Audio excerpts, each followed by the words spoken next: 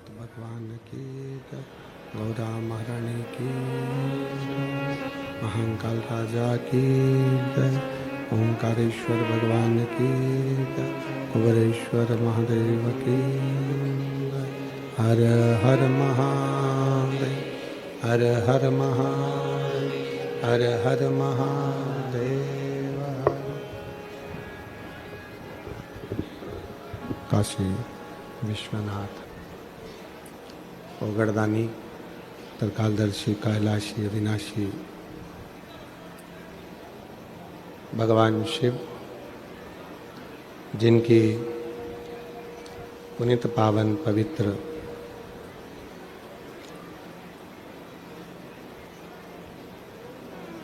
शिव महापुराण की कथा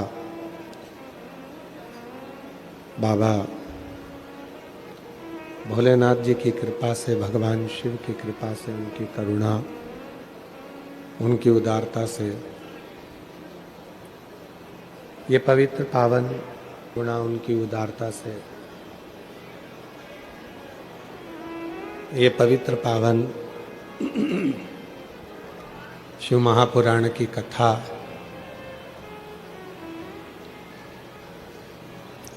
श्रवण करने का सौभाग्य बाबा देवाधिदेव महादेव की कृपा से आप और हम सभी को प्राप्त हुआ है। बड़े भाग्यशाली हैं सभी शिव भक्त जो इस पवित्र पावन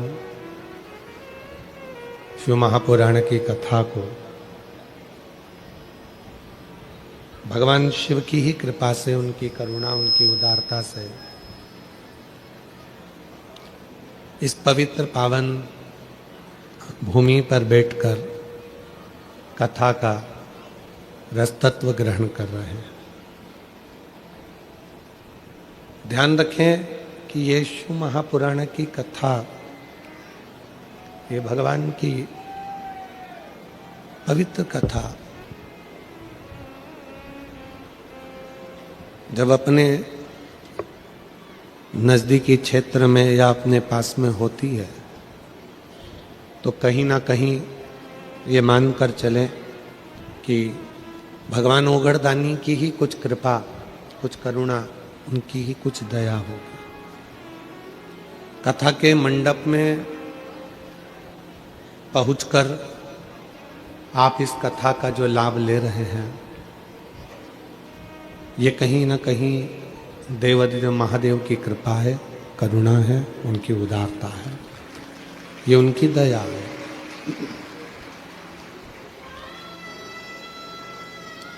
और तेरी कृपा बिना न हिले एक भी अणु, लेते ही श्वास तेरी कृपा से तनु तनु। दीवार ओंकार तू, बोले ओंकार तू, आयो शरण तिहारी शंभु तार तार तू। ठंड का ये समय है, चारों तरफ कोहरा भी रहता है, शीतलहर भी चलती है, और उस बीच में ठंड को भी ना देखते हुए, शीतलहर को भी ना देखते हुए आप इतने भारी संख्या में यहाँ खुले मैदान में बैठे हो, ये शिव की कृपा है, ये भगवान देवाधिदेव महादेव की कृपा है। और कहीं ना कहीं लगता है कि आप सब मेरे देवाधिदेव महादेव के जरूर पूर्व में रिश्तेदार रहे होंगे, इसलिए बाबा ने आपको यहाँ पर बिठाया है। शादियों का सीजन भी चल रहा है, खूब शादियां हो रही हैं, लोग अपने अपने रिश्तेदारों के यहाँ जा रहे हैं, आप भी अपने रिश्तेदार के यहाँ आए हो, यही तो शिव की कृपा है।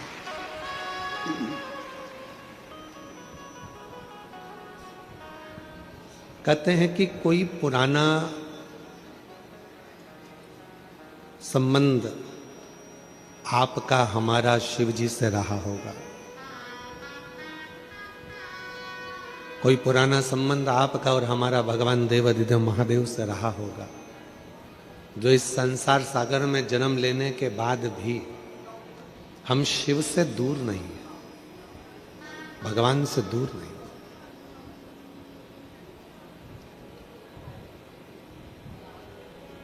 अच्छे लोग मिल जाएं आपको, कोई अच्छी बातें आपसे करें,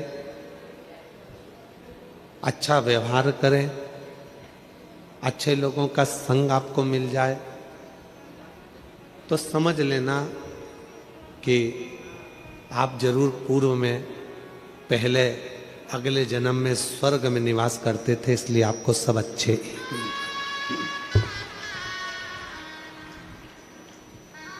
आपको सब अच्छे मिल रहे हैं, सब श्रेष्ठ मिल रहा है।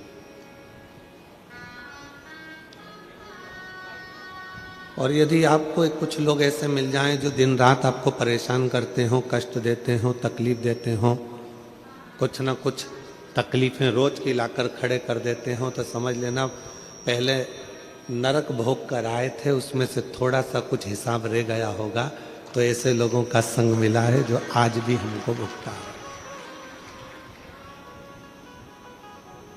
पिछले जन्म का कोई सुख, पिछले जन्म का कोई अच्छा कर्म हमें अच्छे लोगों की संगति में लेकर जाता है।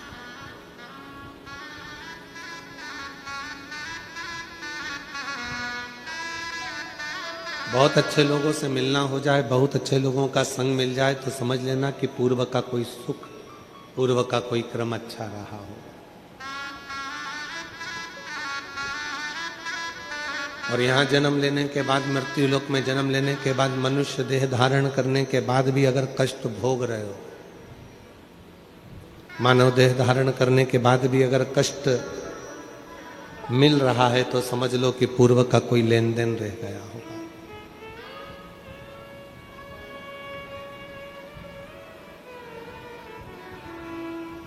तुम्हारा बंगला कैसा है, कितने बंगले हैं, कितने घर हैं, ये वक्त आएगा तब दुनिया को मालूम पड़ जाएगा।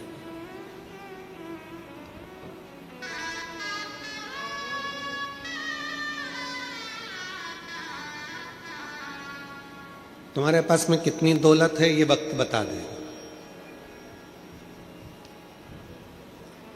तुम्हारे पास में कितनी संपदा है ये वक्त बता देगा। पर तुम्हारी उम्र कितनी है, कितने समय तुम जिंदा रहोगे, ये दुनिया में कोई नहीं बता सकता। किसी की सामर्थ्यता नहीं है कि कोई आपका वक्त बता दे कि तू कल मरेगा, कि परसों मरेगा, कि नरसों मरेगा, कि आज मरेगा, कि 2 घंटे में मरेगा, कि 5 घंटे में मरेगा।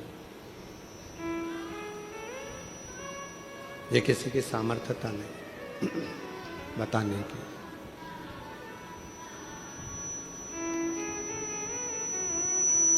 क्यों? परमात्मा ने आपको और हमको जो जन्म दिया, उसमें वक्त बनाकर नहीं भेजा कि तुम इतने साल जीवित रहोगे, इतने समय तुम रहोगे और फिर वापस चले जाओ।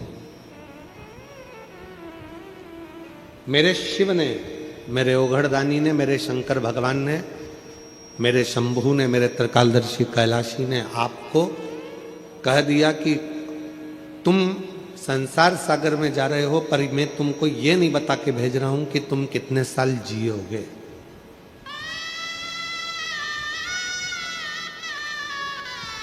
मैं तुमको ये बताकर नहीं भेज रहा हूं कि तुम कितने साल जीवित रहोगे, कितने साल रहो पाओगे। पर इतना जरूर कहकर जा रहा हूं, भगवान शिव ने कहा कि मैं तुझे संसार सागर में भेज रहा हूं, तुझे बताकर नहीं भेज रहा कि तू कितने साल जीवित रहेगा, कितने साल अच्छा रहेगा। पर इतना जरूर कह रहा हूं कि तू जितने साल भी संसार में रहे, अगर तू मेरा नाम लेता रहेगा तो फिर अगला जन्म तेरा पृथ्वी पर नहीं होगा और तू मेरे धाम में निवास करेगा। जैसे एक अच्छा पढ़ने वाला बालक, एक अच्छी एजुकेशन करने वाला स्टूडेंट, बच्चा खूब पढ़े,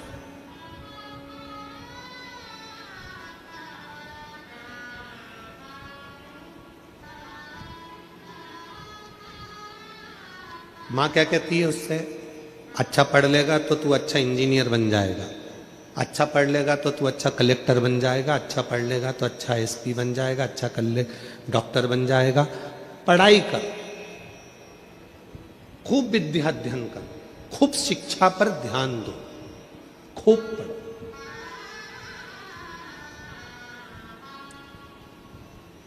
और साथ में फिर मां क्या कहती है, अगर नहीं पढ़ेगा तो फिर गाय चराना,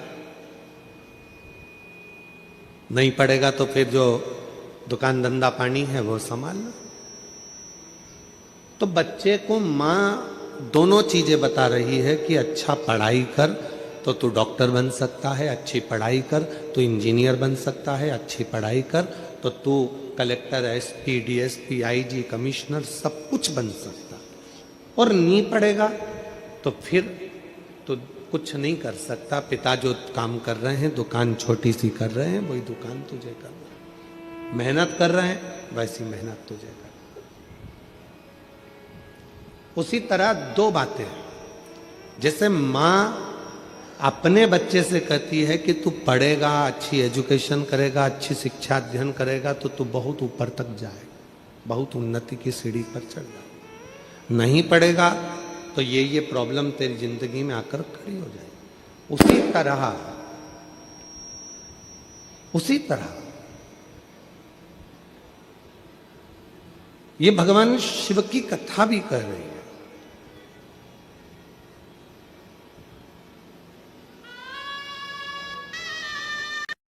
ये भगवान देवादिदेव महादेव का चरित्र कह रहा है, उसी तरह ये भगवान शंकर की पवित्र कथा कह रहे हैं।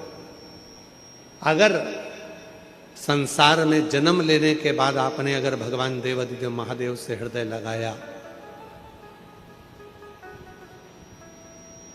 भगवान शिव से यदि आपने दिल लगा लिया, तो ये निश्चित है कि फिर संसार सागर में उलझना नहीं पड़ेगा, वो सुलझा कर अपनी ओर आसक्त करेगा, अपनी ओर करेगा। और कोई पिछले जन्म के अच्छे कर्म मुझे बाबा तेरा साथ मिला, कोई पिछले जन्म के अच्छे कर्म मुझे बाबा तेरा साथ मिला।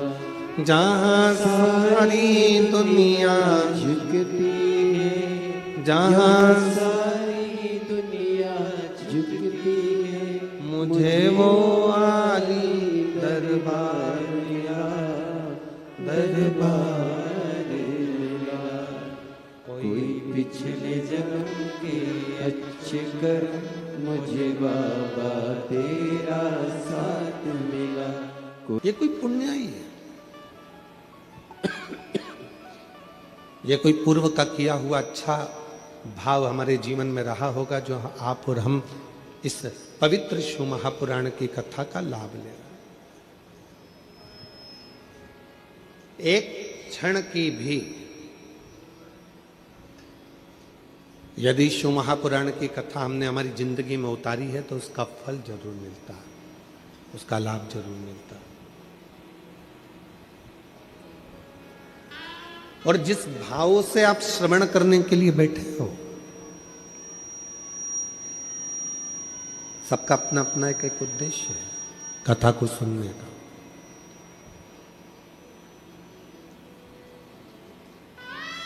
जिस भाव से आप कथा का रसतत्व ग्रहण करने के लिए बैठे हो, जिस भाव से, आज कथा का पहला दिन है, 5 दिन की कथा है। जो तुम्हारी कामना है, जिस कामना से आप भगवान देवादिदेव महादेव की कथा को सुनने के लिए बैठे हो, बाबा वो कामना पूर्ण जरूर करेगा। बस उसमें सबसे ज्यादा जरूरी है आपका विश्वास, आपका भरोसा, आपका समर्पण।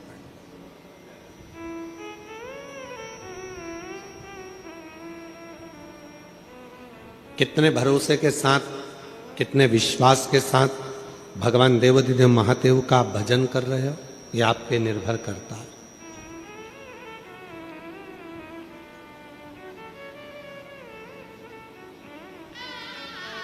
किसी ने पूछा कि शिव महापुराण की कथा में जाकर क्यों बैठना चाहिए। अपने क्षेत्र में अगर शिव महापुराण की कथा हो रही हो तो अपने क्षेत्र में आकर उस कथा का रसतत्व ग्रहण क्यों करना चाहिए, किस लिए? रेडियम किस किस ने देखा है? गाड़ी पे चिपका रहता है, हाथ उठाओ जरा जल्दी से। सबने देखा है रेडियम गाड़ी पे चिपका रहता है। ऐसे रेडियम नहीं चमकता, पर जैसे ही थोड़ा सा भी प्रकाश उस रेडियम पर पड़ा और वो रेडियम जम के बोलो चमकता। रेडियम ऐसे नहीं चमकेगा, रेडियम पर प्रकाश पड़ा और वो रेडियम चमका।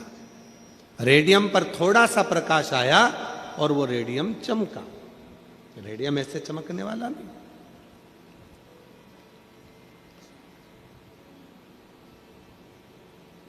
अब कोई कहे कि रेडियम चमक तो है ही नहीं रहा साहब, जबरदस्ती का हमने लगा कर रखा है, रेडियम चमक ही नहीं रहा है, इतने दिन से हमने लगा कर रखा है, चमक ही नहीं रहा है। तो किसी ने कहा गाड़ी पर लगे रहने दो, जब गाड़ी आप लेकर जाओगे कहीं किसी गाड़ी की लाइट पड़ गई, प्रकाश पड़ गया, चमक पड़ गई तो तुम भी चमक जाओगे। नहीं साहब, हमने इतने दिन से लगा कर रखा है, ये तो चमक ही नहीं रहा, इतने दिन से लगा कर रखा है, ये चमक ही नहीं रहा, हम तो इतना प्रयास कर रहे हैं, ये चमक ही नहीं रहा। ये चमक क्यों नहीं रहा? तो कहाँ इसको लगे रहने दो। कई लोग कहते हैं हम कथा में जाकर क्यों बैठे, शिव महापुराण की कथा क्यों सुने, हम मंदिर में जाकर एक लोटा जल क्यों चढ़ाएं, हम शंकर जी के मंदिर क्यों जाएं, हम शिवालय में क्यों जाएं, हम शंकर के देवालय क्यों जाएं, हम शंकर जी के मंदिर में इतने समय से जल चढ़ा रहे हैं, हम शिव जी के मंदिर में 3 महीने से जल चढ़ा रहे हैं, हम शंकर जी की कथा इतने समय से सुन रहे हैं, हम भगवान शंकर की कथा इतने दिनों से धारण कर रहे हैं, क्यों फिर भी हमारा भाग्य नहीं चमक रहा? ध्यान देना, शिव महापुराण की कथा पंडाल में जाकर जब आप सुनते हो, समझ लो कि पंडाल की रज, भूमि की मिट्टी जब आपके शरीर से लगती है, समझ लेना कि रेडियम आप पर चिपक गया और एक ना एक दिन फिर शंकर की चमक आपको चमका कर ही रहती। शिव की चमक चमका कर रहेगी। एक पत्र है, अच्छा है।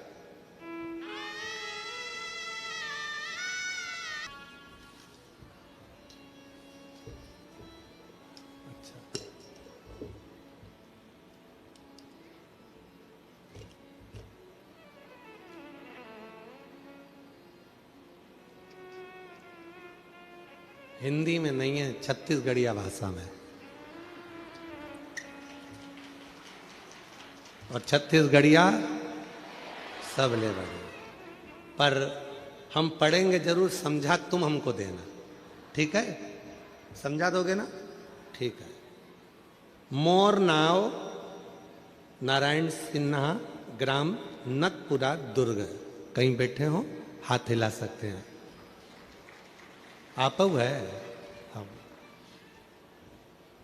गुरुदेव जी, एक लोटा जल औ, नहीं ये औ तो मुझे समझ में आता है, क्योंकि इसको मैंने बस्तर के अंदर जब कथा थी, कौन सा गांव था, कच्चे गांव में पत्र आया था छत्तीसगढ़ी भाषा का, हमने उसमें औ पढ़ा था, ठीक है? तो गुरुदेव जी, एक लोटा जल औ पशुपतिनाथ उपवास के का फल होते, ये कोई मोर ले पूछे, तमे हाँ बतावा।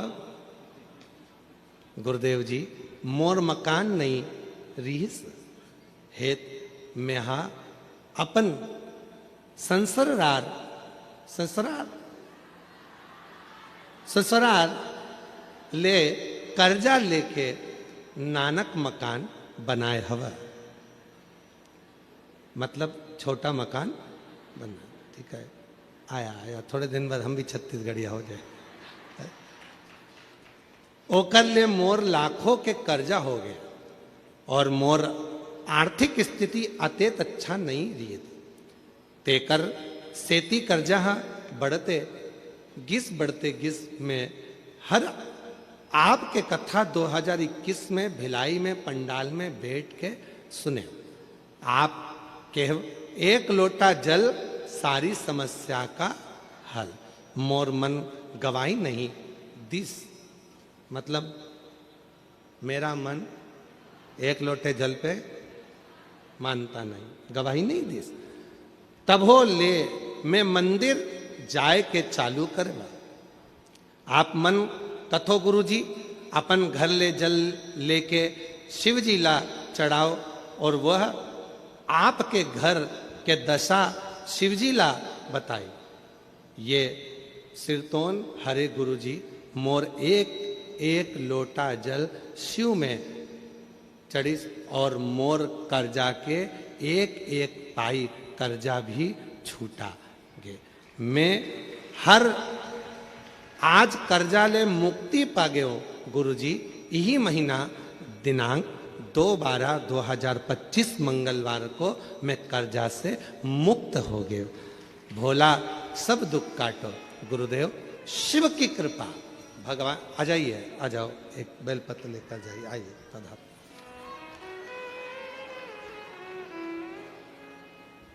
अब अभी कथा क्या चल रही थी कि रेडियम लगा है, चमकेगा कब?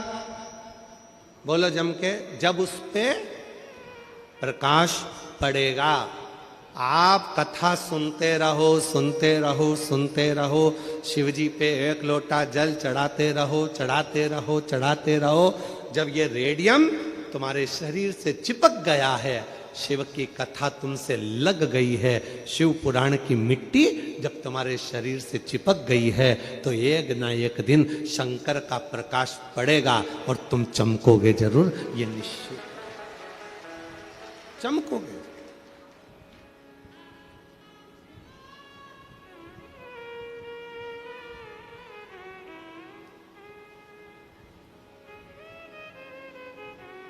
आप शिव के उस भजन में डूबोगे जरूर। करो भक्ति शिव की, करो भजन भगवान शंकर का।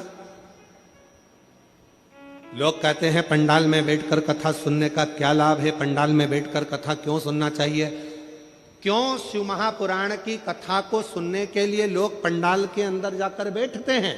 उसका कारण केवल इतना सा है कि वो मिट्टी नहीं, उस रज को वो अपने शरीर में लगाकर बाबा के प्रकाश का इंतजार करते हैं। और जिस दिन शिव की कृपा दृष्टि का प्रकाश हम पर पड़ता है, उस दिन हमारी जिंदगी चमकना प्रारंभ हो जाती है, चमकना प्रारंभ।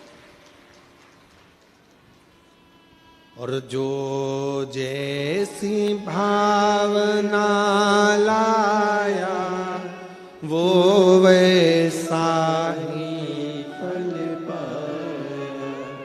जो जैसी भावना लाया।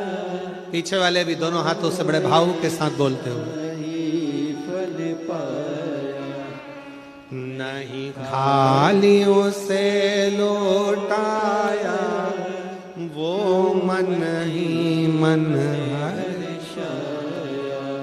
नहीं खालियों से लौटाया वो मन ही मन हर्षाया। और कर दिया माला माल काशी वाली, लुटा दिया भंडार काशी वाली।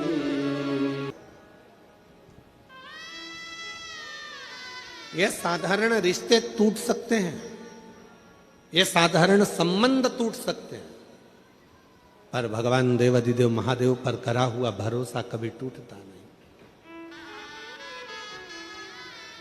शिव पर करा हुआ विश्वास, भगवान शंकर पर करा हुआ भरोसा, भगवान शिव पर करा हुआ दृढ़ विश्वास कभी टूटता नहीं है। आप किस भाव से आयो, क्यों कथा सुनने आयो, किस लिए आयो, भगवान शंकर से क्या कहने के लिए आयो, शिव महापुराण की कथा को क्यों धारण करने के लिए आयो, क्या भगवान से विनती करने के लिए आयो। 5 दिन बैठकर रहकर कथा का रसतत्व आप ग्रहण कर रहे हो, और बाबा से क्या विनय करने के लिए आए हो, यह आप पर निर्भर करता है। शिव क्या देंगे, कैसे देंगे, कब देंगे, ये उन पर निर्भर करता है। समझो।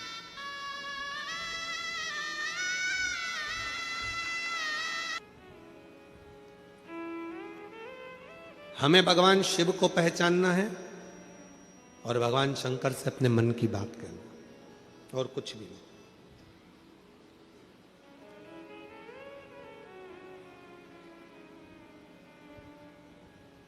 और जो रात्रि को रुकने वाले हैं उनसे निवेदन करूंगा कि पंडाल में जब आप सोते हैं, रहते हैं, पूर्ण सुरक्षा के साथ में रहें और साथ में भगवान देव अधिदेव महादेव की अविरल भक्ति करते रहें। अविरल भक्ति।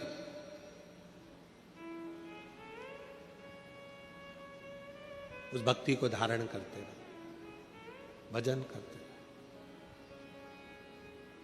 जितनी देर रहो यहां उतनी देर आपके मुख से श्री शिवाय नमस्तुभ्यं, श्री शिवाय नमस्तुभ्यं, श्री शिवाय नमस्तुभ्यं, श्री शिवाय नमस्तुभ्यं। आप भगवत भजन में लीन रहो।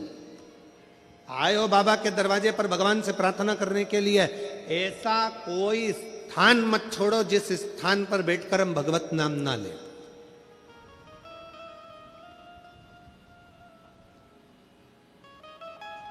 कितनी सुंदर एक कथा आती है कि देवता और असुरों ने मिलकर समुद्र का मंथन किया। शिव महापुराण का ये बड़ा सुंदर चरित्र है। मंथन किया, और केवल देवता और असुर मंथन नहीं कर रहे हैं। शिव महापुराण ये भी कहती है कि अपने घर में रहकर कुछ देर रात्रि को जब विश्राम करा करो, विश्राम के समय पर थोड़ी देर विचारों का मंथन भी करा करो। आज के समय में लोग विचारों का मंथन नहीं करते, मोबाइल का मंथन करते रहते दिन भर बैठ के।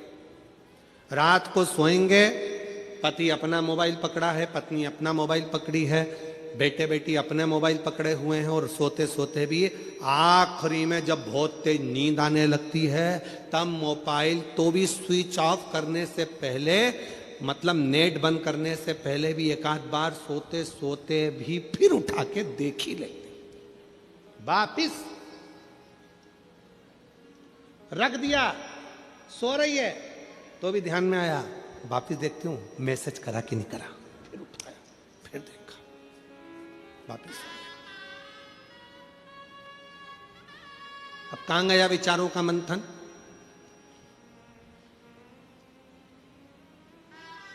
और कितना विचित्र समय चल रहा है, थोड़ा अंदाजा लगाइएगा। कितना विचित्र समय चल रहा है, जरा अंदाजा लगाइएगा आज का समय कितना विचित्र है। एक भाई बहन यदि अपना फोटो स्टेटस पे लगाते हैं तो उनको लिखना पड़ता है माय सिस्टर, मेरी बहन।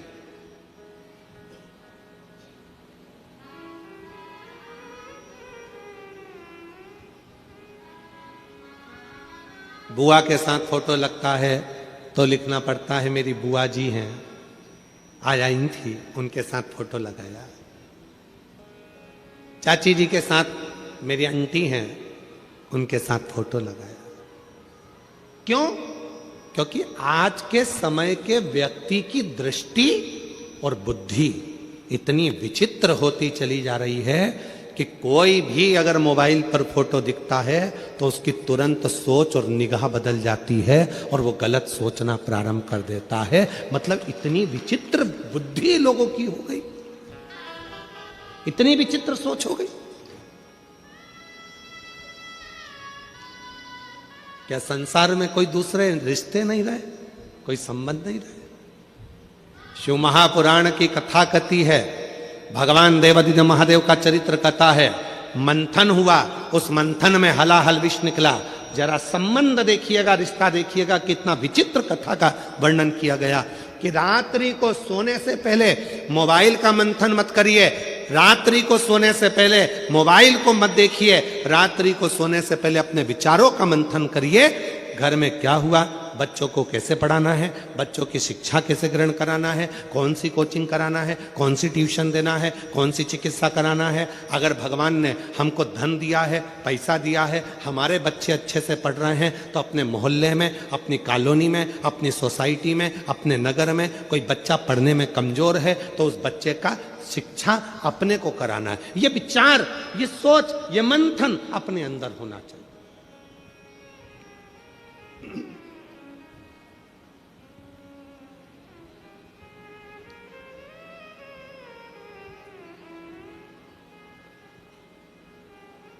और हमने पहले भी कहा, आज फिर कहते हैं, 1 रुपए का दान किसी को मत दो, अठन्नी भी किसी को मत दो, अपने पास रखो। कहां लगाना? अपने पड़ोस में, अपने मोहल्ले में कोई बच्चा पढ़ना चाहता है, उसको शिक्षा की जरूरत है और वो पढ़ना चाहता है पर उसके पास में पैसा नहीं है, उस बच्चे की शिक्षा में लगाना प्रारंभ करो। तुम्हारे बेटे की तरह वो भी एक दिन तुम्हारा नाम रोशन करेगा। आप 1 रुपया किसी को मत दीजिए, मत दान करो, मत दो किसी को। तुम्हारे मोहल्ले में, तुम्हारी कॉलोनी में, तुम्हारी सोसाइटी में, तुम्हारे पड़ोस में कोई बीमार पड़ा है, उसके पास में चिकित्सा का पैसा नहीं है, प्रयास करो कि तुम्हारे थोड़े से पैसे से उसका स्वास्थ्य ठीक हो जाए, उसको अच्छी चिकित्सा मिल जाए। भगवान ने यदि आपको लायक बनाया है, भगवान ने अगर आपको गाड़ी का मालिक बनाया है, भगवान ने यदि तुमको गाड़ी दी है, मालिक बनाया है, और मोहल्ले में, पड़ोस में अगर कोई एकदम बीमार पड़ गया, सूचना मिली, भैया मेरा बेटा बीमार है, ऑटो नहीं मिल रहा, गाड़ी नहीं मिल रही, भगवान को धन्यवाद देना, आज तूने मेरी गाड़ी को सफल कर दिया, किसी के काम तो आ रही है, किसी की जिंदगी तो संवार रही है। कितना विचित्र जमाना हो गया कि लोगों की सोच बदल गई। कोई पड़ा हुआ है तो पड़े रहने दो, कोई एक्सीडेंट हो गया तो रोड पर तड़प रहा है तो तड़पने दो, किसी के यहाँ आग लग रही है तो मुस्कुरा रहे हो, किसी के यहाँ घात लग रही है तो मुस्कुरा रहे हो, किसी के यहाँ चोरी हो रही है तो मुस्कुरा रहे हो। ये कहाँ हो गया? ये संसार सागर कैसे जा रहा है, किस गर्त की ओर बढ़ रहा है? विचार करिए। मेरे देवादिदेव महादेव ने, सारे देवताओं ने अमृत पिया, पर मेरे शंकर भगवान ने मंथन में निकला हुआ पूरा विष पी लिया। क्यों? क्योंकि ये दुनिया को नष्ट कर देगा। अगर मैंने रख दिया तो देवता भी बर्बाद हो जाएंगे, गंधर्व, असुर, कन्नर, नाग सब बर्बाद हो जाएंगे, पशु पक्षी भी बर्बाद हो जाएंगे। इसलिए इस विष को मुझे पीना पड़ेगा। ये विष मैं पीता हूं, ये मंथन है, इसको मंथन कहते हैं कि मंथन में यह निकला कि विष में पीता हूं, यह विष दुनिया को बर्बाद कर देगा, इस विष को मैं धारण करता हूं।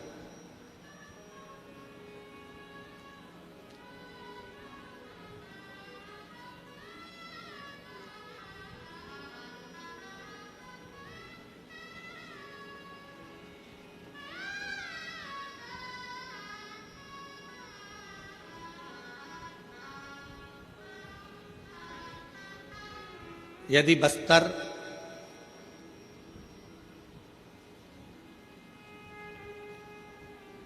गिदम दंतेवाड़ा की यदि आप लोगों ने कथा सुनी होगी तो उसमें एक पत्र आया था। उस पत्र में एक बहन जी ने पत्र लिखा था। उस पत्र में लिखा था कि हमारे दंतेवाड़ा क्षेत्र में, ये नक्सल प्रभावित क्षेत्र में, जहां पर लोगों के अंदर भय था, वहां पहली बार हर हर महादेव सुनने को मिल रहा है। ये शिव की कृपा। भय मुक्त कब हुए आप? जब आपके भीतर से भय चला गया।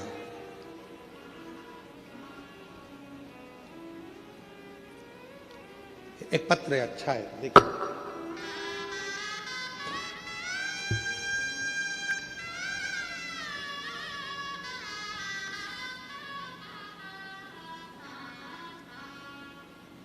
जब व्यक्ति हिम्मत करता है, जब व्यक्ति पूर्ण भरोसा कर लेता है तो उसके साथ क्या होता है, ये पत्र बता रहा है। देखिएगा, मेरा नाम ओम प्रकाश गौतम है। मैं ग्राम पीरीर तहसील गुंडर रेही जिला बालोदा का निवासी हूँ। कहीं बैठे हो तो हाथ हिला सकते हैं। मेरा नाम ओम प्रकाश गौतम है और मैं ग्राम पीरीर तहसील गुंडरदेही जिला बालोद का निवासी हूँ। कहीं बैठे, आप ही हैं बेटा? हाथ हिला दो एक बार। आ जाइए, एक बेलपत्र लेकर जाना। आओ। मैं पिछले 7 सालों से प्राइवेट बैंक में कार्य कर रहा हूं और अच्छे ओहदे पर पहुंच गया हूं, लेकिन मन में कहीं ना कहीं लगता था, एक बात अंदर चुभती थी कि मेरी सरकारी नौकरी क्यों नहीं। 7 साल से प्राइवेट नौकरी प्राइवेट बैंक में कर रहा हूं और बहुत अच्छे ओहदे पर हूं, बहुत ऊंचाइयों पर हूं, फिर भी मन में चुभता था कि मेरी सरकारी नौकरी क्यों नहीं। तब पिछले साल से मेरे घर के लोगों ने कहा कि शिव महापुराण की कथा पर भरोसा कर और सरकारी नौकरी के लिए बैंक की फिर तैयारी। मां, इतने सालों से नौकरी कर रहा हूं और इतने सालों से सरकारी बैंक की परीक्षा दे रहा हूं, पर हो नहीं रहा, तो अब क्या हो जाएगा।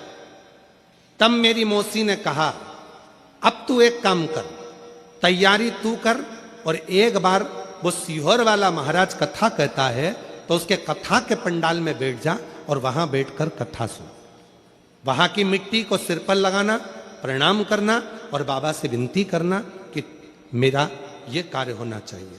सीहोर वाला बाबा कहता है कि मेहनत 4 गुनी कर, रात दिन एक कर और पंडाल में बैठ के कथा सुन। गुरुदेव, मैंने अपने परिवार से कहकर भिलाई आ गया और भिलाई में मैंने कथा चल रही थी, दया सिंह जी कथा करा रहे थे, तब उस कथा में बैठकर मैंने बाबा से विनती करी, पूरी 1 साल मेहनत करी और आखिरी में एग्जाम दिया और बाबा ने ऐसी कृपा कर दी कि आज मेरा सरकारी बैंक में सिलेक्शन हो गया। मैं बाबा को यहाँ प्रणाम करने के लिए, मैं शिव को नमन करने के लिए। लिख रहे हैं, मेरा विश्वास ऐसा नहीं था, मैं नहीं मानता था क्या पंडाल में बैठने से, कथा सुनने से क्या ये फल मिल सकता है, पर आज कहता हूं कि बाबा चमकाता है, किस्मत जरूर देता है, वो कमी नहीं। आ जाओ आ जाओ आ जाओ, दोनों आ जाओ।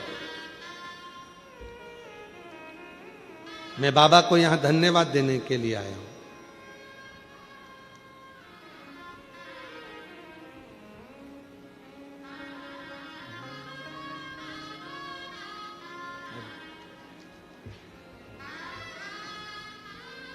समूह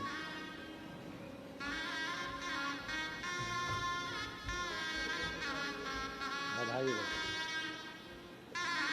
और भी उन्नति करो, खूब अच्छी मेहनत करते रहो।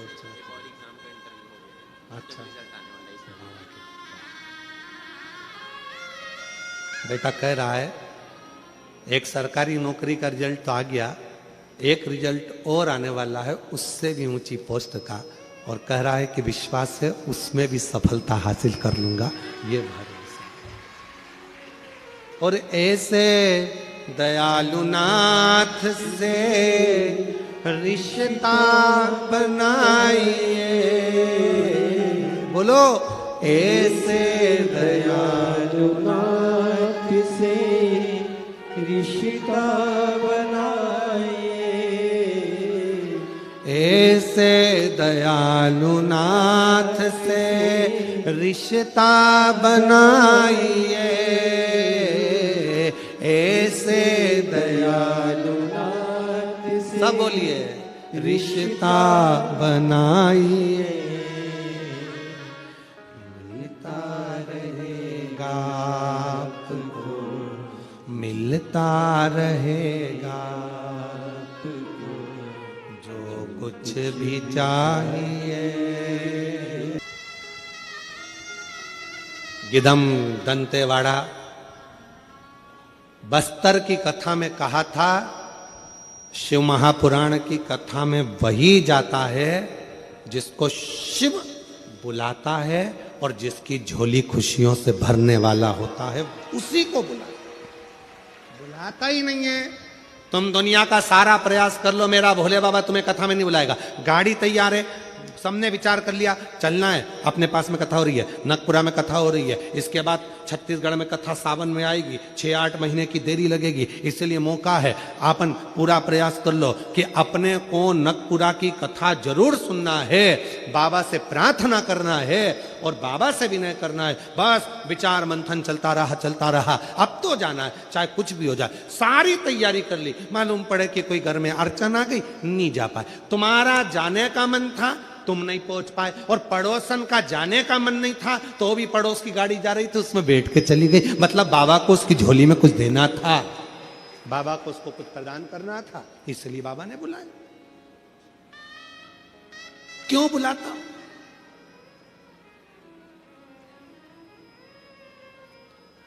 और ऐसे दयालु नाथ से,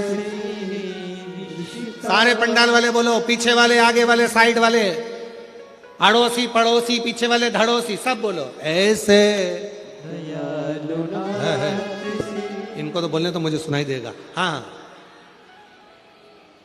ऐसे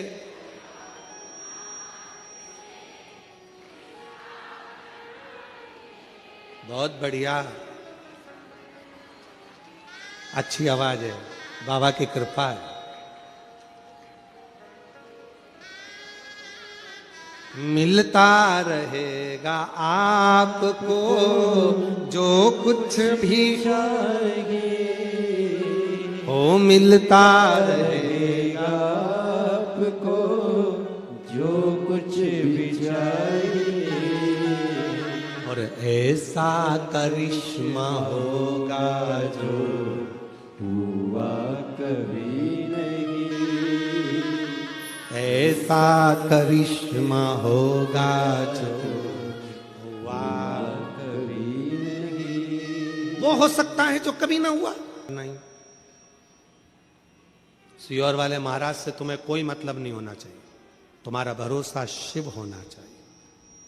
सियोर वाला महाराज तो जैसे तुम हो वैसे सियोर वाला महाराज वैसा ही। तुमने भी जन्म लिया, हमने भी जन्म लिया, तुम भी संसार में, हम भी संसार। उस पर भरोसा रखो, हम पर नहीं। हम पर भरोसा मत करो।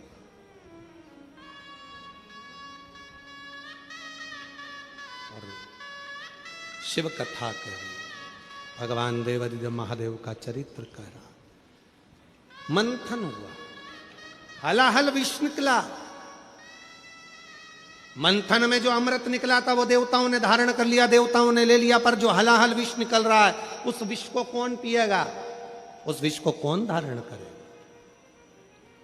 संसार में जितने भी लोग हैं वो सब अच्छाई लेने वाले हैं, बुरा कोई ग्रहण करने वाला नहीं है। थोड़ा सा भी काम बिगड़ा कोई अपने माथे पर नहीं लेता, महाराज कोई नहीं, कोई अपने माथे पर नहीं लेता। अगर कार्यक्रम बिगड़े, कोई काम बिगड़े, कोई घर में व्यवस्था बिगड़े, अव्यवस्था हो जाए, कोई व्यवस्था गड़बड़ा जाए, कोई काम गड़बड़ा जाए, कोई अपने माथे नहीं लेता। किसने करा? इनने करा। किसने किया? उसने किया। हमने कुछ नहीं किया, हमने तो पूरी व्यवस्था करी थी, हमने तो ये करा था, हमने तो वो करा था, हमने तो ये किया, हमने तो वो किया। बिगड़ा तुमने बिगाड़ा, हमने नहीं बिगाड़ा। अच्छा सब ले लेंगे, बहुत जोरदार कार्यक्रम हुआ, कौन ने कराया? अरे हमने कराया, पूरा संभाला था, पूरा संभाला।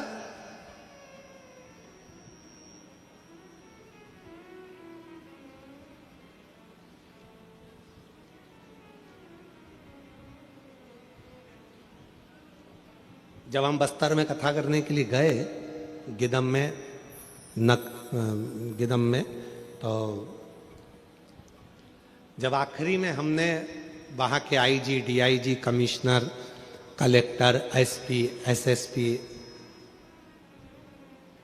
एसडीएम सबको हमने साधुवाद दिया। तो जब हम नीचे जा रहे थे मंच से उतरकर आखिरी दिन के, एक दिन पहले की बात। तो पीछे की ओर वहाँ के अधिकारी खड़े हुए थे बहुत, और उन्होंने सबने कहा महाराज जी आपने हमको धन्यवाद दिया, पर एक धन्यवाद आप हमारी तरफ से यहाँ के आदिवासी और वनवासियों को देना कि उन्होंने बड़ी सरलता के साथ इस दिव्य आयोजन को सफल बनाया। जब हमने उन अधिकारियों के मुख से सुना तो बड़ी प्रसन्नता हुई। कहा गुरुजी यहां का आयोजन, इस नक्सल प्रवाहित क्षेत्र का आयोजन अगर कोई सफल कर सकता है तो यहां का वनवासी और आदिवासी ही सफल कर सकता है, बाकी के किसी की सामर्थ्य। ये उनकी सामर्थ्य, उनका प्रेम, उनको शिव पुराण सुनना थी, उनको शंकर की भक्ति करना थी, तो उन्होंने इस पूरी कथा में 4 चांद लगा दिए। और उसी तरह ये आज हम यहाँ इस बहुत दुर्ग का ये बहुत गांव क्षेत्र है, जब हम वहाँ से चले, जिस क्षेत्र में हम रुके हैं वहाँ से चले, तो गांव के अंदर गांव, कल हम आएंगे तो हम सारे गांव के नाम भी लिख के लाएंगे, ठीक है। राइट में ये गांव, लेफ्ट में ये गांव, ये गांव, वो गांव, गांव गांव गांव गांव गांव।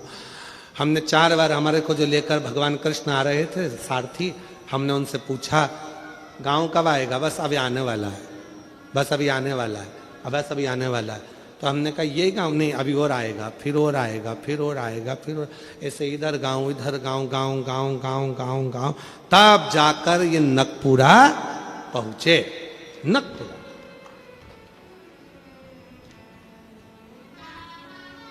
और आप सबको जब यहां देखा इतनी भारी संख्या में, तो देखकर प्रसन्नता हुई कि जैसे शक्कर के डब्बे को चींटी ढूंढ लेती है,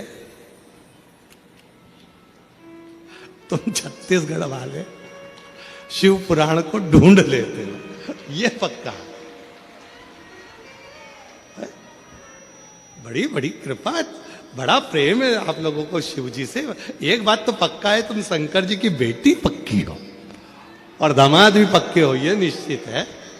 ये संबंध तुम्हारा बड़ा भारी है, ढूंढ लेते। कथा हो रही है, कथा हो रही है, कथा हो रही है, चलना है, चलना है। शिव कथा मंथन किया, विष निकला, मंथन में विष।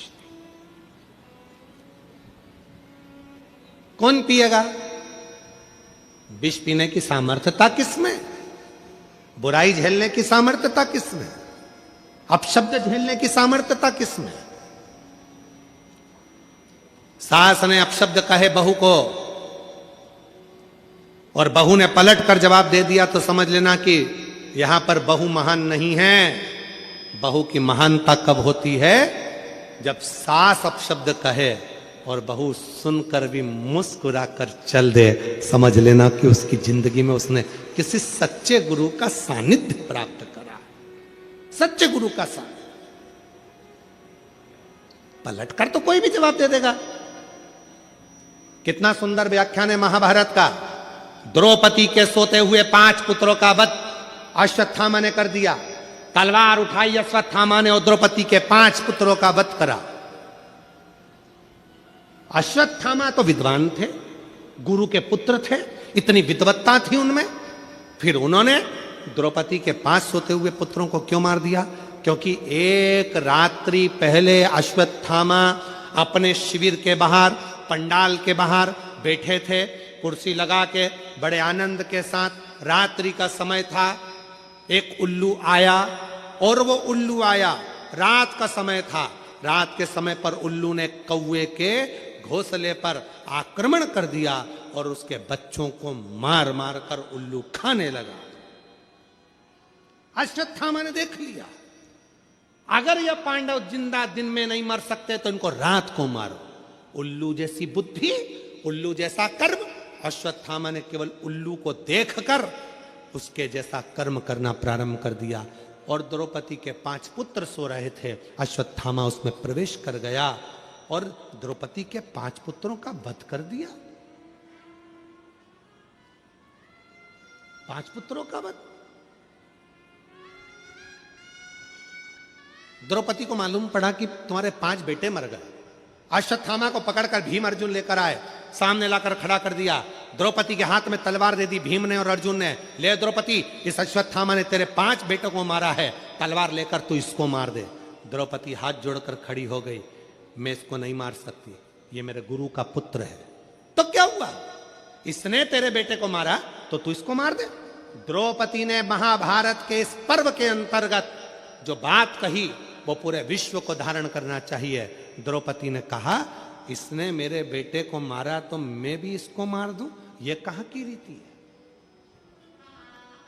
द्रौपदी कह रही है, अगर कुत्ता हमको काटेगा तो क्या हम कुत्ते को काट लेंगे? बोलो तो रही मेरी छत्तीसगढ़ की जीजियो, होता है ऐसा? जम के बोलो, जम के जरा। अड़ोसान होता है ऐसा? नहीं। अड़ोसान होता है? पीछे वाले धड़ोसी नहीं। द्रौपदी ने कहा, कुत्ता हमें काटता है तो हम कुत्ते को नहीं काटते। अश्वत्थामा ने मेरे पुत्र को मार दिया तो मैं अश्वत्थामा का शीश काट दूं, ये कहां की रीति है? मैं नहीं मार सकती, मैं शीश नहीं काट सकती, नहीं काटूंगी। कुत्ता हमें काटे और हम कुत्ते को काटे, ये हमारे यहां की रीति नहीं है। पर आज के समय में यही हो रहा है। सास कुछ बोली, बहू पलट कर जवाब दे दी, ये तो उसी में का हाल हो गया। कुत्ता हमें काटा, हम कुत्ते को काट गए। क्यों? किस लिए? बोलने दो। आग लगे बस्ती में, अपन रहो मस्ती में। क्या किसको रोइए, चादर तान के सोइए। क्या करना अपन को? हो रहा है ना, ठीक है। कोई गाली दे रहा है ना, देने दे। कोई अपशब्द कह रहा है ना, कहने दो। ध्यान देना, जिस पर दुनिया हंसी है उसी ने भारत का इतिहास रचा है। उसी ने भारत का इतिहास रचा है। जिस पर दुनिया हंसी उसी ने इतिहास रचा है। उसी ने इतिहास रचा।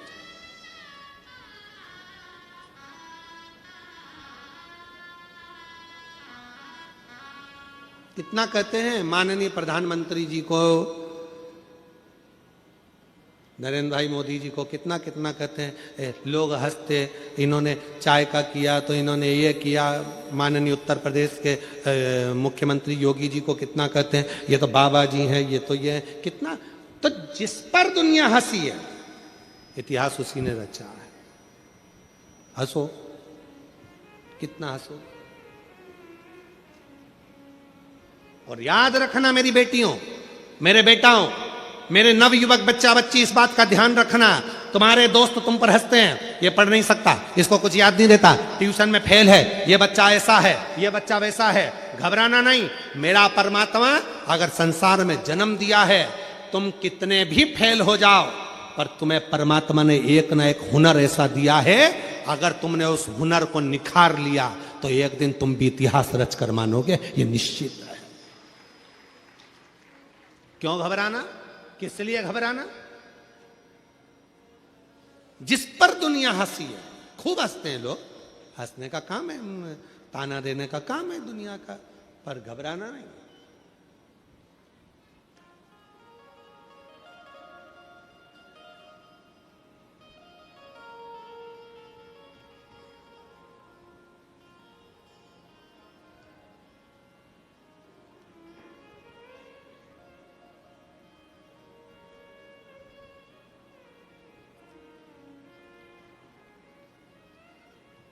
जब हमारे सुपुत्र चिरंजीवी पंडित राघव जी मिश्रा जी ने कथा प्रारंभ करी, तब उन्होंने एक बात कही, पिताजी लोग हंसेंगे, कुछ भी बोलेंगे। हमने कहा लोग हंसेंगे, ताना कसेंगे, कसने दो। दुनिया की रीति है, तुम कुछ नहीं करोगे तो भी हंसेंगे और कुछ करोगे तो भी हंसेंगे। इसलिए अपने कर्म को करते हुए आगे बढ़ो, मेहनत करो, परिश्रम करो, संघर्ष करो, और अपने अंदर जो भोलेनाथ की दिव्य ज्योति अपने अंदर विराजमान है, उस ज्योति का दर्शन संपूर्ण जगत को करो, संपूर्ण जगत।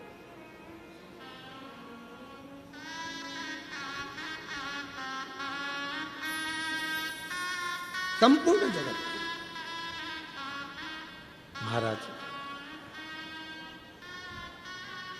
और जब उस ज्योति का दर्शन संपूर्ण जगत करेगा तो हंसने पर भी, ताना कसने पर भी वो शिव संभाल लेगा, वो ओघड़दानी संभालेगा।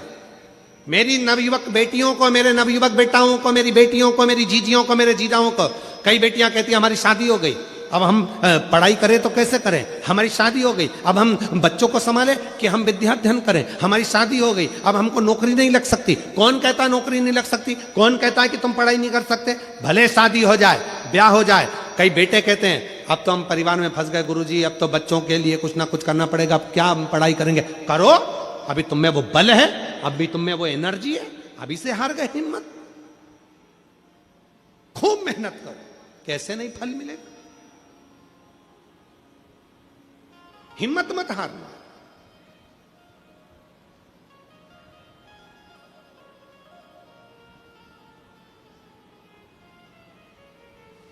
और तेरी कृपा का क्या है भरोसा, कब किस पर जरा सी हम पर। वो कृपा करेगा, जरूर करेगा। आप अपना ध्यान केंद्रित रखना, भटकना नहीं, अपने मन को पूरा पक्का रखना। शिव संभाल लेगा, शिव संभाल, शंकर संभाल। क्यों भटके? देव अधिदेव महादेव ने सामने से विष आया, विष कौन पिएगा? शंकर कहते हैं पार्वती इस विष को मैं पीऊंगा। मैं? हाँ, मेरे स्वामी विष पिएंगे? हाँ, देवता तो अमृत पी रहे हैं, उनको पीने दो, उनको पीने महाराज, उनको पीने। और बहुत दिन हो गए भोले से बिछड़े, बहुत दिन हो गए भोले से बिछड़े, भोले जी से बिछड़े, महादेव से बिछड़े, भोले जी से बिछड़े महादेव से बिछड़े। बहुत दिन हो गए भोले से बिछड़े, बहुत दिन हो गए भोले से बिछड़े, भोले से बिछड़े, बहुत दिन हो गए भोले से बिछड़े, बहुत दिन हो गए भोले से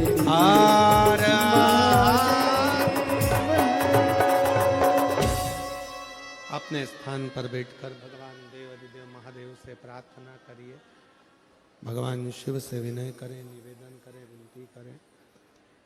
बाबा को अपने मन का भाव कहें, हृदय से प्रार्थना करिए, विनय करिए, निवेदन करिए, विनती करिए। जहाँ जगह मिले वहाँ बैठकर बाबा को अपने मन का हाल कहिए, मन का भाव कहिए, शिव जी को प्रार्थना करो, विनय करो।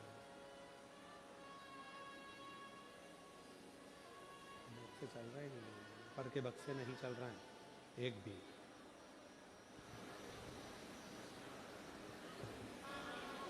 मन का भाव बाबा को कहो, दिल से प्रार्थना करो, विनय करो, विनती करो, निवेदन करो।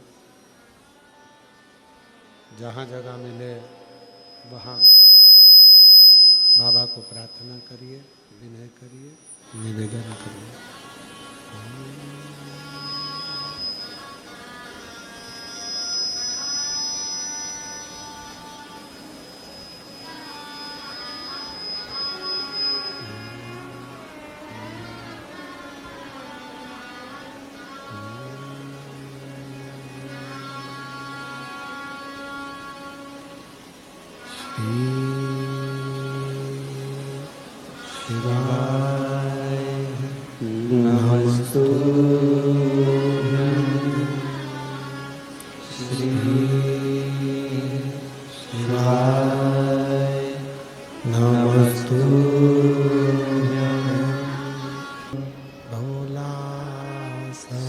दुख काटो हमारा, हो ना सब दुख काटो हमारा। शिव शंकर जपूं तेरी माला, भोले बाबा जपूं तेरी माला, भोला सब दुख काटो हमारा। बाबा देव हृदय महादेव भगवान शिव की पवित्र कथा वर्णन कर रही है। शिव महापुराण की कथा कह रही है भगवान शिव ओगड़दानी त्रिकालदर्शी कैलाशी विनाशी मंथन, उस मंथन में निकला हुआ विष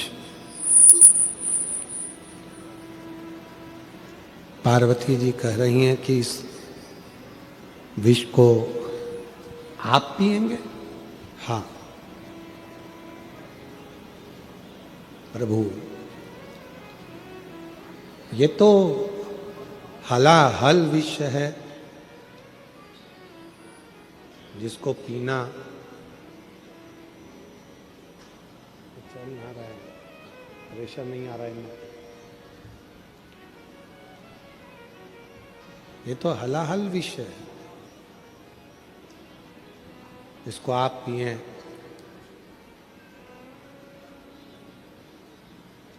ये श्रेष्ठ नहीं है। भगवान देवादिदेव महादेव ने पार्वती जी को समझाया कि पार्वती, अमृत पीने वाला श्रेष्ठ नहीं जितना विष पीने वाला। जो बुराइयों को, दूसरों के अपशब्द को, दूसरों के तानों को, दूसरों के आड़े टेढ़ी बातों को भी जो पचा ले, वो संसार में कोई साधारण नहीं हो सकता। इसलिए अमृत पीने वाले को देवता कहते हैं, देव कहते हैं, और विष पीने वाले को देव अधिदेव महादेव कहते हैं। विष पी गए,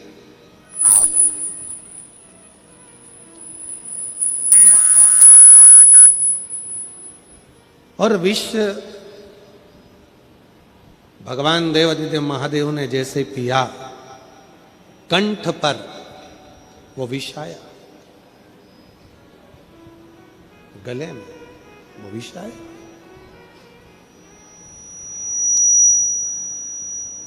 और जैसे ही कंठ पर विष आया, मां जगत जननी पार्वती, मां दुर्गा भवानी, मां आद्य शक्ति, मां पार्वती जी कंठ में जाकर उस विष को रोक ली। उस विष को मां पार्वती जी ने रोक लिया।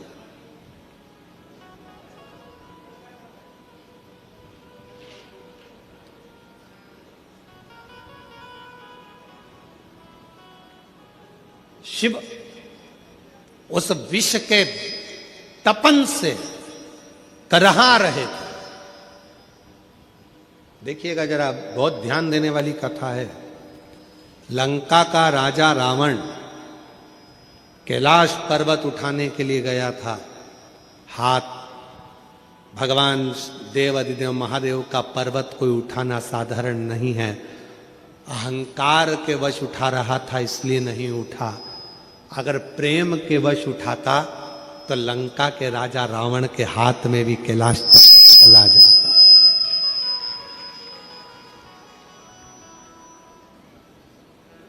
यदि प्रेम वश उठाता तो, और यदि प्रेम से लंका का राजा रावण अगर उठाता कैलाश पर्वत तो उसके हाथ में होता। पर वो पर्वत उठाते समय हाथ भगवान ने अपने पांव का अंगूठा थोड़ा सा नीचे करा भोलेनाथ ने, और हाथ टूटने लगे, दबने लगे। तब रावण ने भगवान शिव को पुकारा।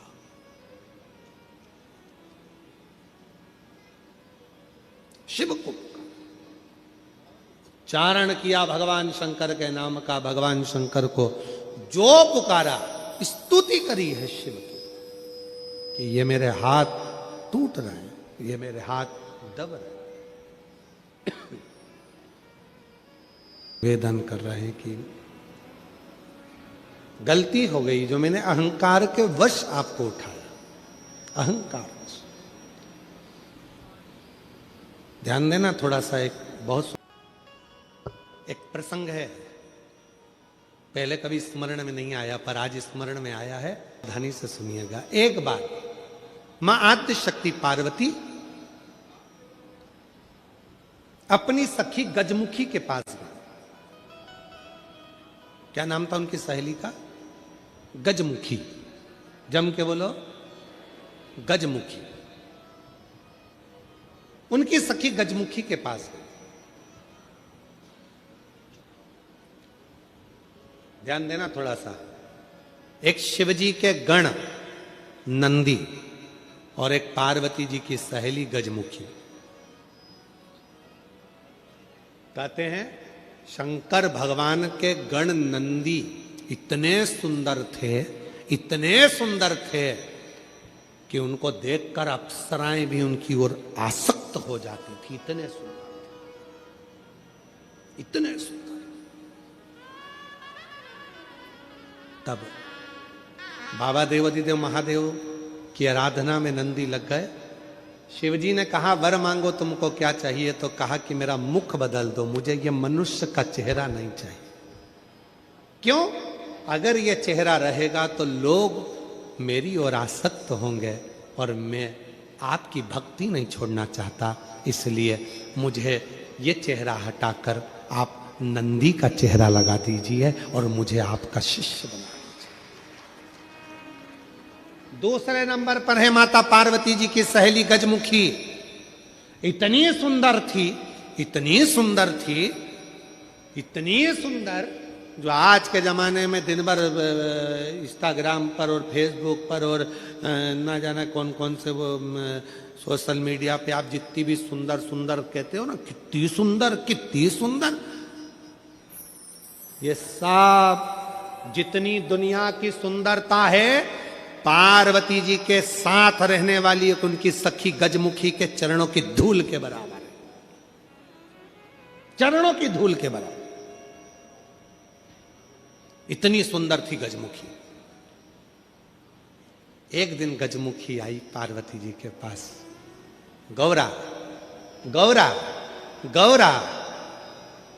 गौरा ने कहा क्या बात है, क्या हो गया? एक वर चाहती हूं तुमसे। क्या वर है?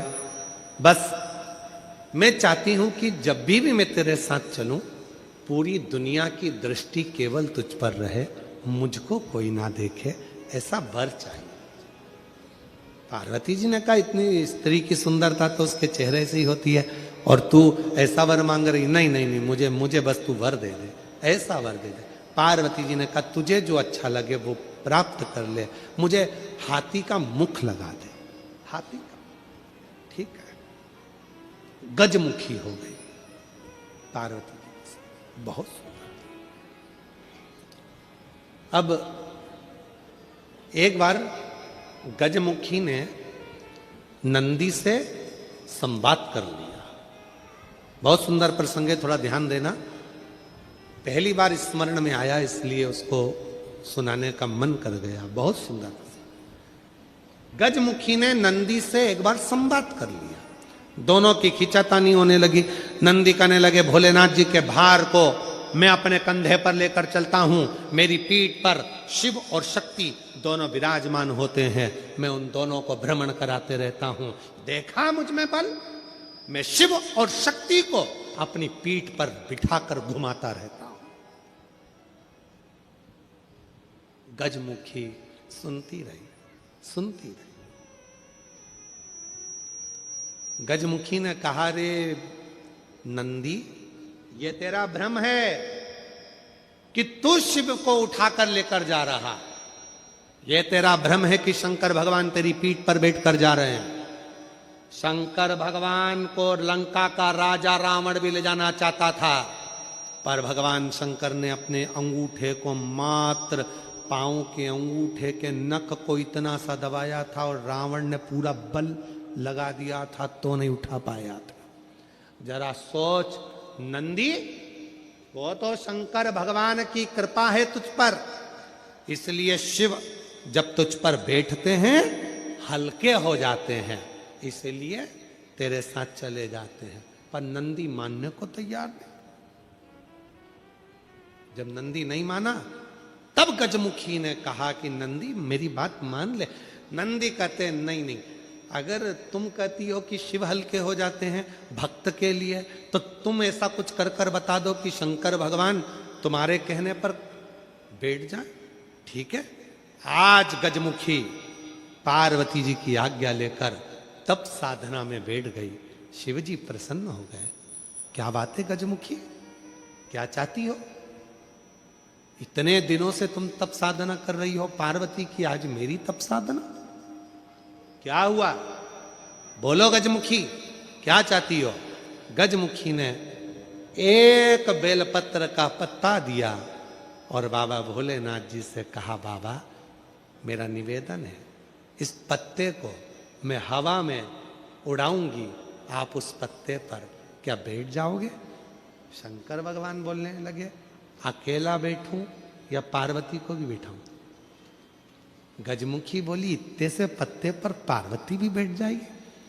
शिव जी बोले, पार्वती को बिठाऊं, साथ में गणेश जी को भी बिठाऊं कि रिद्धि सिद्धि को भी बिठाऊं? गजमुखी ने कहा, इतने से पत्ते पर गणेश रिद्धि सिद्धि बैठ जाए। शिव जी बोले कि कार्तिकेय को भी बिठा लूं कि अशोक सुंदरी को भी बिठा लूं कि जया, विशाला, सामरी बारी, दौतली, देव सबको बिठा लूं? इतना बड़ा परिवार सब बैठ जाएगा? इतने में शिव जी बोले कि भगवान विष्णु और लक्ष्मी को भी बिठा लूं क्या? कहा विष्णु लक्ष्मी, तू कहे तो ब्रह्मा ब्रह्माणी को, ब्रह्मा ब्रह्माणी, इंद्र इंद्राणी, 33 कोटि देवता इस पत्ते पर बिठा देता हूं, बोल गजमुखी। गजमुखी मुस्कुराकर बोली, ये सब तो नहीं, केवल आप बैठ जाइए। गजमुखी ने शिव नाम लेकर पत्ते को शिवलिंग पर चढ़ाने के लिए बस थोड़ा सा उसको नीचे की ओर गिराया। उतनी देर में उस पत्ते के अधर पर मेरा शंकर आकर विराजमान हो गया। मेरा शिव उस पत्ते पर आकर विराजमान। आवाज लगाई, नंदी जल्दी आओ। तुम कहते थे मुझ में बल है, मैं शिव को पीठ पर बिठाता हूं। तुमसे ज्यादा बल एक बेलपत्री के पत्ते में है, जो पूरे 33 कोटि देवता को एक पत्ते पर बिठा सकता है। एक बेलपत्र के पत्र में वो बल होता है, एक बेलपत्र के पत्ते में वो बल होता है, पूरे ब्रह्मांड को वो अपने में समेटे रहता है। तब भगवान शिव ने प्रसन्न होकर कहा, सुनो गजमुखी, आज मैं प्रसन्न हुआ, तुम्हें वर देता हूं। जब भी पृथ्वी पर मृत्युलोक में कोई पार्थिव शिवलिंग का पूजन करेगा और पार्थिव मिट्टी का जब कोई शिवलिंग बनाएगा, उस शिवलिंग को केवल थाली पर, पाटे पर या लक्कड़ पर नहीं, मेरा बेलपत्र रखकर जब उस पर कोई शिवलिंग का निर्माण करेगा, जो कामना वो चाहेगा उसकी कामना शिव उसी क्षण पूरा कर देगा, उसी क्षण पूरा। आप में से कितने लोग हैं जो पार्थिव लिंग का निर्माण करते हैं? हाथ उठाओ। करते हो सब? वैसे नहीं करते होगे तो सावन में अपन लोग सब मिलके ही करते। काय में बनाते हो? पात्र में। पात्र के अंदर जब शिवलिंग का निर्माण करते हो तो सबसे पहले नीचे एक बेलपत्र रखा, रखते हो? जम के तो बोलो, रखते हो ना? बहुत जरूरी है एक बेलपत्र। क्यों? कहते हैं जब हमने शिवलिंग बना लिया, पूजन चालू कर दी, पानी डालना प्रारंभ करा, ये तो मिट्टी है, धीरे धीरे पानी चढ़ते चढ़ते गलने लगती है। जब मिट्टी गलने लगती है, शिवलिंग थोड़ा थोड़ा थोड़ा थोड़ा खंडित होने लगता है। मन में आता है कि हमने शिव जी की पूजन करी, शिवलिंग मट्टी का था, गल रहा है। शहद चढ़ाने से, दूध चढ़ाने से, जल चढ़ाने से, अभिषेक करने से मिट्टी गलने लगी है, शिवलिंग खंडित होने लगा है। शिव महापुराण की कथा कहती है, पार्थिव लिंग को, मिट्टी के शिवलिंग को जब हम बेलपत्र के ऊपर निर्माण करते हैं, पार्थिव शिवलिंग बनाकर पूजन करते हैं, तो वो मिट्टी का शिवलिंग अगर गल भी जाए, टूट भी जाए, पानी में बह भी जाए, तो याद रखना वो कभी खंडित नहीं माना जाता, वो अखंड ही माना जाता है। जब तक आपकी पूजन चलेगी तब तक वो अखंड ही माना जाएगा, जब तक उसका विसर्जन नहीं होगा। उसकी विसर्जन नहीं होगा तब तक वो अखंड कहलाएगा, अखंड। अब कई लोग कहते हैं गुरुजी वो पानी में हमने रखे वो पानी चढ़ाते ना, वो उसमें छेद हो जाता, वो पूरा गल जाता। गलने दो ना, बेलपत्री पर है ना, बेलपत्र पर है ना, तो क्या चिंता। अखंड है, अखंड। कितना सुंदर कहा है शिव महापुराण के अंदर। गजमुखी का चरित्र यदि पढ़ेंगे तो गजमुखी के चरित्र में वर्णन आता है, यदि मन के आनंद के लिए आपको अगर शिव जी पर बेलपत्र चढ़ाना है तो पहले जल चढ़ाएंगे, जल के बाद हम बेलपत्र चढ़ाते हैं। बोलो चढ़ाते कि नहीं चढ़ाते। पर जब कोई विशेष कोई व्यक्ति बीमार पड़ गया, रोग से ग्रसित हो गया, बहुत बड़ा उसके साथ में दुख आकर खड़ा हो गया, बहुत बड़ी तकलीफ में वो घिर गया, कोई एक्सीडेंट हो गया, कोई तकलीफ में पड़ गया है, बहुत ज्यादा तकलीफ में आ गया, तो क्या करा जाता है। फिर पहले जल नहीं, पहले चढ़ता है बेलपत्र, उसके बाद चढ़ता है जल। क्यों? बाबा वो बीमार पड़ा है, आप इसको जैसे जल को झेलोगे उस बीमार व्यक्ति को झेल लेना, कुछ होने मत देना शंभू, उसको संभाल लेना। ये क्रिया तुरंत बदल जाए, तुरंत। इसका कथा चल रही है मंथन की, और बड़ी विशालतम कथा है मंथन की, जिसको हमने इस पवित्र आनंद के साथ ग्रहण कर रहे हैं, मंथन की। और ये कथा आगे, इसमें बहुत सारा वर्णन है इस मंथन की कथा में। समय की सीमा है पर कथा की थोड़ी ना सीमा है, तो उसको हम प्रयास करेंगे। अभी देवराज नाम के ब्राह्मण का प्रसंग लेते हैं, और ये जो मंथन का प्रसंग है इसको कल इसको पुनः लिया जाएगा। और इसमें 3 तरह के पुष्प का जो वर्णन है इस मंथन के प्रसंग में। नारी के गर्भाशय में जो गांठ हो जाती है, वो गर्भाशय की गांठ समाप्त कैसे करी जाए। पुरुष के कहीं भी अंग के अंदर अगर वो गांठ पड़ जाती है तो उस गांठ को कैसे समाप्त किया जाए, उसके अंतर्गत ये मंथन का प्रसंग बड़ा सुंदर है। उसमें पुष्प की महत्वता कल के प्रसंग में उसका स्मरण करेंगे। आज देवराज ब्राह्मण का प्रसंग लेते हैं। तो कुछ देवराज नाम का ब्राह्मण जो कि अपने कर्म से वंचित हो गया था, चोरी करने लगा था, और चोरी के धन को लेकर जा रहा था। शिवालय में जाकर उसको शरीर में ताप पड़ गया, बुखार आने लगा, शरीर उसका कांपने लगा, ठंड लगी शरीर बहुत। तब 2 क्षण की शिव महापुराण की कथा सुनी उसने, और बेलपत्र के वृक्ष के नीचे प्राणों को त्याग दिया, शिव के धाम चला गया, शंकर के। फिर वर्णन आता है एक बिंदुक नाम का ब्राह्मण, जिसकी धर्म पत्नी का नाम चंचुला था, पानी में डूबकर मर गया था, प्रेत योनि में पड़ गया था, पानी में डूबकर मर गया।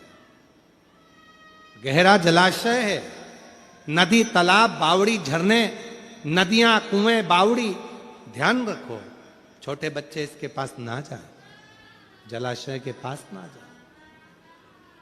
बिंदुक प्राण छोड़ दिए, प्रेत योनि में पड़ गया।